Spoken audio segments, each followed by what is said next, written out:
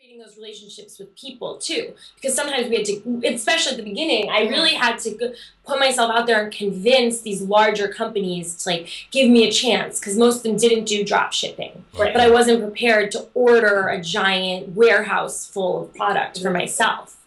So, you know, that was part of testing it and part of starting up, was creating those relationships and talking on the phone for hours with the owners of the manufacturing company that has a factory in China. And, you know, why does he do what he does? You know, can he, because they also sometimes manufacture non-green products, but luckily we found the people that we felt like could be mission aligned with us and did have a mission to be more sustainable and environmentally friendly. And they, you know, ended up giving us a really good deal on drop shipping. Were you cold calling these manufacturers? You just went out, tried to start networking? It's cold called. Cold calling, cold email, just trying to find anything. And you were fortunate enough to get hit back, and people were, you sold them on the idea, and they were willing to go with it. Yeah, well, not emailing, calling. Oh, just cold calling. Yeah, we're really lucky to have some really amazing partnerships right now with our vendors and distribution partners.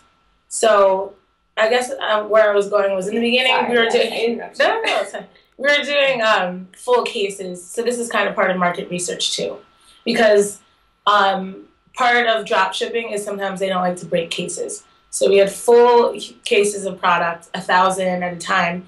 And that really, the market that we were trying to target, which was consumers, really wanted smaller pieces. Exactly. So once we were able to figure out how to effectively break those down and distribute, then it really kind of helped our business move forward. But how were you able to do that? Let's say, you know, I have a business online and I'm talking to the manufacturers, but they want to sell me pallets. They don't want to break it down for me. I have to buy a truckload of this stuff before we can even get into business. They don't want to do the minuscule stuff with me.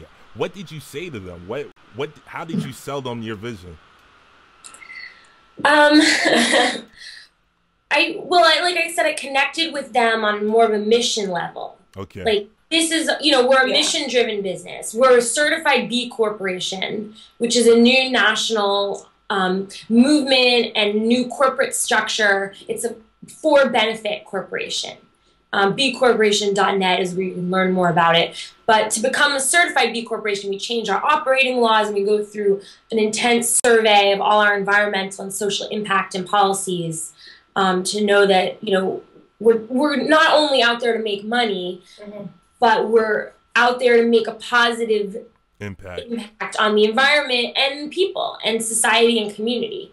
So they evaluate that and they certify us for that. And that's actually written into our operating law as an LLC, that we're not only responsible for profit stakeholders, we're responsible for environment and the community as stakeholders in our business. But anyway, you know, just connecting to people on that level, you know, trying many different people, not being scared to call, because, I mean, sometimes I'll admit I am scared to call, and sometimes, you know, it's easier to just email people because it's like really less putting yourself out there. Yeah. But yeah, I mean, I did. And I noticed that you and I didn't get all great responses. You know, some of the salesmen are really brusque and they don't want to talk to you. But, you know, having persistence, not being scared to put yourself out there, and then just making relationships, like face-to-face meetings are really important too. Yeah. And you really emphasized when I said cold emailing, you said no, cold calling. Yeah. Are you saying it's more effective to pick up the phone than shoot out an email? Yeah, we try to get on the phone with all of our vendors and suppliers. Even if now we're bigger, like we have more traction, we don't have to convince people to work with us like we did when we were first starting out. And also I think the market for e-commerce has gotten bigger, so people are more used to the idea of drop shipping than when we started, you know, back in. But yeah, it's really true though. Like, I think our approach is less there are vendors and more there are partners. Ladies, do me one favor. Can you click on your camera icon